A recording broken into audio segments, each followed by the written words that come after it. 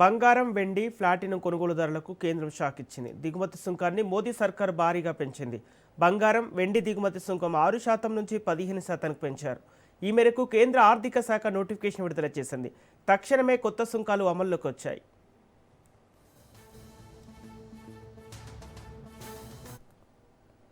పశ్చిమాసియా సంక్షోభం నేపథ్యంలో కేంద్ర ప్రభుత్వం బంగారం, వెండి దిగుమతులకు కళ్లెం వేసేందుకు కీలక చర్యలు చేపట్టింది. ఈ రెండు లోహాల దిగుమతులపై సుంకాన్ని 6 నుంచి 15%కి పెంచుతూ ఆదేశాలు జారీ చేసింది. ప్రస్తుతం రూపాయి విలువ భారీగా పతనమై డాలర్తో పోలిస్తే 95.75 వద్దకు చేరిన సమయంలో ప్రభుత్వం ఈ చర్యలకు ఉపక్రమించింది.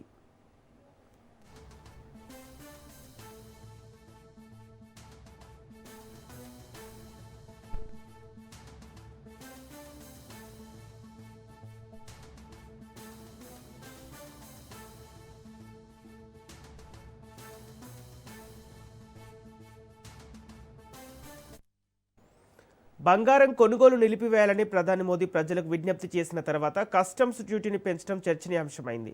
ప్రపంచంలోనే బంగారం అత్యధికంగా దిగుమతి చేసుకునే రెండో దేశం భారత్ కాగా వెండి విషయంలో మొదటి స్థానంలో ఉంటుంది. ఈ నేపథ్యంలో ప్రభుత్వం సుంకాలు పెంచడంతో దేశీయ కొనుగోళ్లు డీలా పడే అవకాశాలున్నాయని India bulletin and jewellery association అభిప్రాయపడింది.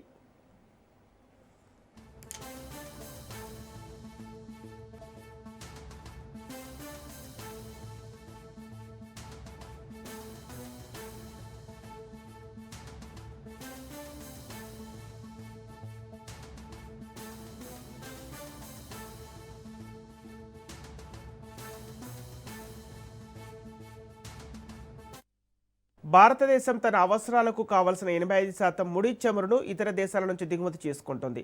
బంగారం కూడా భారీగా దిగుమతి అవుతోంది. ఏటా 700 నుంచి 800 టన్నుల బంగారం వినియోగిస్తుంటే అందులో దేశీయంగా ఉత్పత్తి అయ్యేది పరిమితమే. అంటే 90%కి పైగా బంగారం దిగుమతి చేసుకుంటున్నాం. బంగారం, ముడి చమురుకు అమెరికన్ డాలర్లోనే చెల్లింపులు చేయాలి. అంటే మనం ఎంత ఎక్కువగా ఈ రెండు దిగుమతి చేసుకుంటే ఆ మేర మన ఖజానాలోనే విదేశీ మారక నిల్వలు బయటకు వెళ్తాయి. దీనివల్ల అంతర్జాతీయ మార్కెట్లో డాలర్కు డిమాండ్ పెరిగి భారత రూపాయి విలువ పడిపోతుంది.